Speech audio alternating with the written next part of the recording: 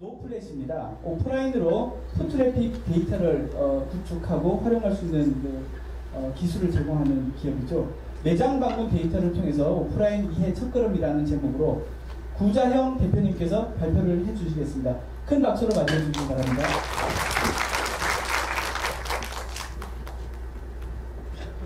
네, 반갑습니다.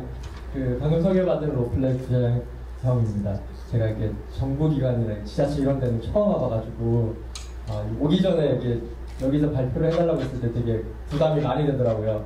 그래서 정장을 입어야 되나 사진을 이렇게 이전 그걸 봤는데 다들 정장을 입고 계시더라고요. 그래서 오늘 나름 청바지가 아닌 것을 조금 갖춰 입었으나 네.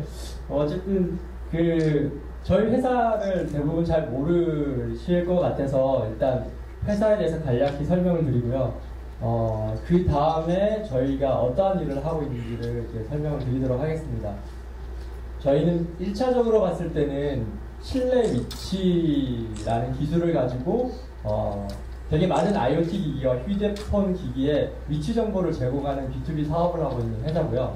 그리고 조금 더 들어가서 보면은 이 기기들이 방문한 매장을 인식을 해서 그 데이터를 가지고 오프라인에서 사람들이 아니면 기기들이 어떤 식으로 움직이구나 라는 정보를 바탕으로 오프라인에서의 비즈니스를 디시즌 하는 데 있어서 도움을 주는 그런 데이터를 제공하는 일들을 목표로 하고 있습니다.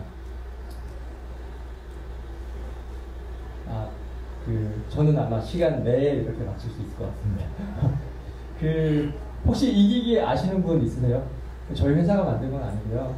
리니어블이라고 요즘 미아들 애기 키우시는 분 아시겠지만 아기들 이렇게 어디 가서 백화점이나 이렇게 구경 다니다가 잃어버릴 때 있잖아요. 저도 몇 번씩 이렇게 애들 놓쳐가지고 되게 혼이 났던 적이 있는데 저렇게 IoT 기기 팔목에 차는 기기를 가지고 이 아이가 엄마의 휴대폰과 떨어졌을 때 그걸 자동으로 인식하고 그 다음에 이 아이가 다른 엄마들 폰을 통해 가지고 어디에 잃어버렸는지 위치를 찾아주는 일을 해주는 그런 회사입니다. 그리고 그런 기계고요. IoT 기기인데 여기에서 문제가 있었습니다.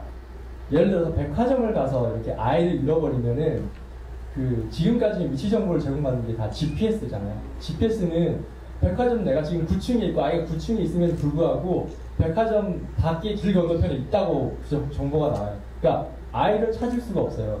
지금 같은 층에 있다는 정보만이라도 알아야지만 아이를 안심하고 찾을 수 있는데 그래서 그런 문제들이 있어서 저희가 리니어블이라는 곳에 실내에서 위치 정보를 제공할 수 있는 솔루션을 제공했습니다. 그래서 판교 현대백화점 같은 경우에는 아이가 백화점 어느 층, 어느 매장 근처에 지금 잃어버려서 있다라는 정보를 알 수 있는 그러한 일들을 하고 있고요. 이걸 하는 저희 기술을 설명을 드리면 주변에는 되게 많은 와이파이들이 존재합니다. 보통 매장 하나당 서울시 같은 경우에는 한 50여 개 정도의 신호가 잡혀요. 그 매장 안에 50여 개가 있다는 게 아니라 주변에 있는 신호가 그 매장에 이렇게 도달하는 게 보통 50여 개 정도가 되고요. 저희는 매장마다 휴대폰으로 그 신호들을 수집을 해서 DB화를 하고 그 정보를 바탕으로 지금 어느 위치, 어느 매장에 있구나 라는 것을 인식하는 일들을 하고 있습니다. 방금 말씀드렸던 그러한 방식을 저희가 아르바이트와 자체적인 인력을 통해서 휴대폰으로 지금 현재 서울시를 중심으로 25,000여 개의 장소에서 저희가 와이파이 신호들을 수집을 했고요. 그 말인즉슨 이 25,000여 개의 매장을 방문을 했을 때 이 사람 지금 어디에 있구나 라는 걸 인식할 수 있습니다. 그 매장의 예시는 편의점 같은 것도 있고요. 그 다음에 우리가 많이 다니는 스타벅스, 그 다음에 드럭스토어, 그 다음에 인천공항 안, 그 다음에 이마트가 서울에 30여 개 매장인데 서울 전체 매장, 그 다음 최근에 하나 스타필드 엄청 뜨고 있잖아요. 거기 그런 층에도 저희들이 다 수집을 해서 매장 방문을 인식을 하고 있습니다. 그래서 저희 SDK가 들어가 있는 앱이 설치되어 있다면 이들 장소 중에 어디를 방문했을 때 지금 어디에 있구나라고 위치를 알려주는 일들을 하고 있고요. 지금 저희 SDK가 적용되어 있는 회사들이 한 4곳 정도, 아까 리니어블 포함해서 한 4곳 정도가 있습니다. 그러면 이제부터 조금 더 약간 다른 얘기를 말씀드릴 건데요. 기존에는 이제 기기들의 위치 이런 좀 되게 중요하게 생겼어요. 여전히 중요합니다. 근데 이게 아웃도어에서 이제 실내 위치를 아는 걸로 되게 집중을 하게 됐죠. 왜냐면 사람들은 80% 이상의 시간을 실내에 있습니다. 그런데 그 단순한 위치 말고 그 위치가 어느 장소인지를 조금 더 봤으면 좋겠고요. 그리고 어느 장소를 기기들이 다녔는지를 아주 많은 데이터가 모였다라고 생각했을 때 무엇을 할 수 있을지를 봤으면 좋겠습니다. 오늘의 주제가 될 것 같고요. 그래서 저희는 아까 4개 정도의 앱에 저희 SDK가 들어가 있고 아까 25,000여 개의 매장을 저희가 인식 가능하게 지금 준비가 되어 있는데 그 4개의 앱이 사용자들이 이렇게 다니면서 매장 방문 인식된 기록이 수개월 동안 쌓인 게 있었어요.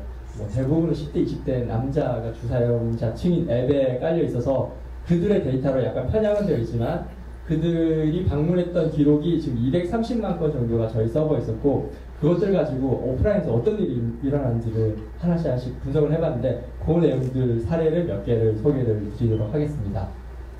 뒷장으로 넘어가기 전에 이 10대, 20대 남자들은 우리가 커피숍이나 뭐 그다음에 그 패스트푸드나 이런 데들 막 다니잖아요.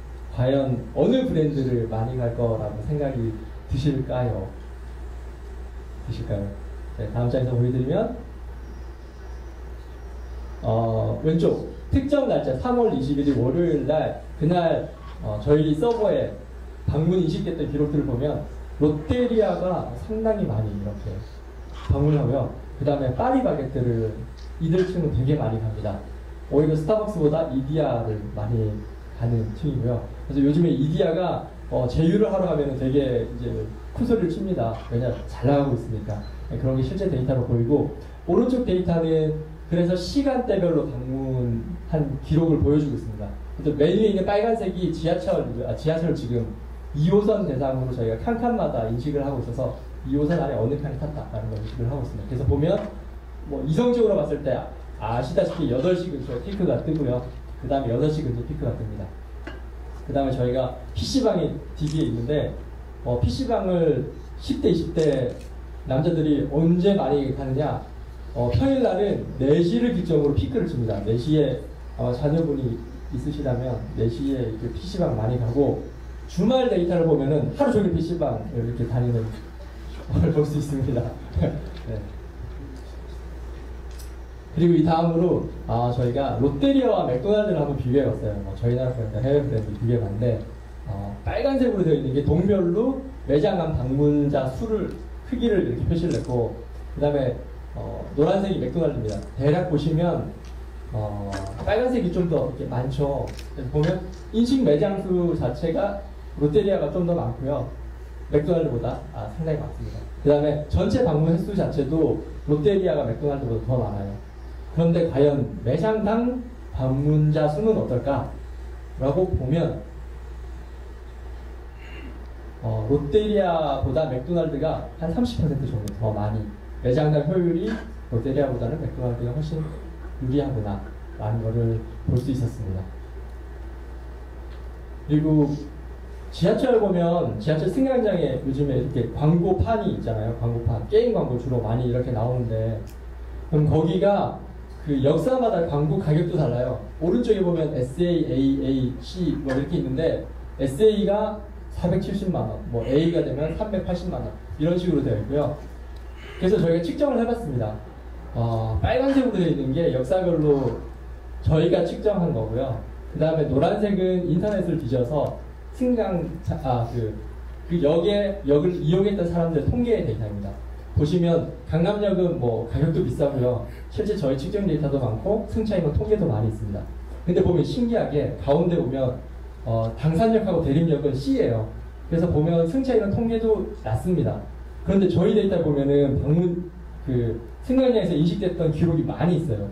그 이유는 저희가 두 가지로 보는데 하나는 실제 대찰구를 통과한 사람 숫자는 적으나 환승을 하는 역이다 보니까 승강장에 머물렀던 사람이 대찰구 통과한 사람으로 측정되지 않았다 많은 사람들이 있었다는 것과 저희가 저 인식 자체를 일정 시간 3분 정도 이렇게 머물렀던 사람들을 대상으로 인식하고 있어요. 그러다 보니 아마 당산역 대림역이 조금 기다리는 시간이 길지 않았을까. 어쨌든 광고를 하는 사람 입장에서는 당산역과 대림역이 낮은 가격에 훨씬 높은 효과로 광고를 할 수 있다 라고 실제 오프라인을 측정을 해보면 나올 수 있는 데이터입니다. 그리고 요즘에 산업이 저희 일본 따라가고 있어서 편의점 산업이 되게 큰 산업 중에 하나잖아요. 편의점 산업은 이 경쟁자들 사이가 어떻게 되냐? 이렇게 보면 오른쪽에 있는 표가 그 브랜드마다 실제 매장 수를 나타내고 있습니다. GS25가 저희 기록 데이터가 이게 서울로 편중되어 있다 보니까 이렇게 되어 있습니다. GS25가 제일 많고요. 그 다음에 CU, 뭐 세븐일레븐 비슷하게 있고 CU는 전국적으로 가장 많이 있는 브랜드입니다. 그래서 그러면 과연 매장당 방문 횟수 자체도 그렇게 많은가라고 봤을 때 저희 측정 데이터를 보니까 GS25가 실제로 더 많이 있고요. 그 다음에 CU, 세븐일레븐 순이고 이 비율을 보면 CU보다 GS가 아마 매장당 방문자 수가 좀 더 효율적인 그런 곳이다라고 알 수 있을 것 같고 그 다음에 GS25를 봤던 사람 중에서 CU를 가는 사람 비율은 총 1200명 정도 중에서 한 160명 정도가 교차로 다니는 사람이다 라고 볼 수 있었고 한 가지 재미난 거는 보통 이런 브랜드들은 내 매장에 왔던 사람이 또 재방문하는 비율이 얼마인가 이런 걸 되게 궁금해하고 있어요. 그래서 보면 GS25는 신기하게도 저기 오른쪽 봤을 때 왼쪽이네요. 왼쪽에 있는 그림이 재방문과 신규 방문 비율인데 하늘색이 재방문이에요. 그러니까 GS25로 오는 사람은 GS25로 왔던 사람이 되게 많이 오는 비율인 반면에 CU는 오히려 새롭게 오는 사람이 더 많아요. 재방문보다는. 이런 차이가 두 개가 있고 저희들이 되게 궁금해서 주변에 자주 가는 사람들 얘기를 들어보니까 GS25는 다시금, 다시 오게끔 이렇게 서비스를 되게 주는 게 많다 그러더라고요. 그래서 그런 효과가 있지 않았나라고 생각하고 말에는 시간대별로 이런 방문 흐름을 볼 수 있었습니다. 여기까지가 저희가 준비한 것에 다고요. 말씀을 드리고 싶었던 내용은 이제 IoT 이제 시작하고 하면서 이동하는 기기다 보니까 이들이 사람과 같이 결합해서 움직여요. 근데 사람들의 이런 이동하는 기기의 가장 중요한 기본적인 정보는 분명히 위치 정보고, 근데 그것들을 기존의 비콘 서비스라는 관점에서 많이 갔을 때는 내 매장에 있으니까 서비스를 하나 띵동 푸시를 던져줘야지 라고 시도해서 많은 부분들이 실패를 했던 것 같습니다. 그래서 오늘 제가 말씀드리고 싶은 가장 기본적인 내용은 그런 전체적인 흐름을 봐서 이런 사람들이 그러니까 오프라인에서 일어나는 일들이 어떤 식의 흐름을 가지고 있는가를 보다가 보면은 우리가 온라인에서 했던 것보다 더 많은 것들을 오프라인에서 저희들이 의사결정을 하고 정책을 입안을 하고 하는데 쓸 수 있다고 생각합니다. 그래서 오프라인에서 미치는 정보를 조금 더 넓게 광범위하게 빅데이터라는 형태로 봐서 우리가 오프라인을 측정을 해서 좀 더 나은 비즈니스 결정들을 할 수 있는 그런 계기가 되었으면 좋겠습니다. 네, 발표는 여기까지고요. 들어주셔서 감사합니다.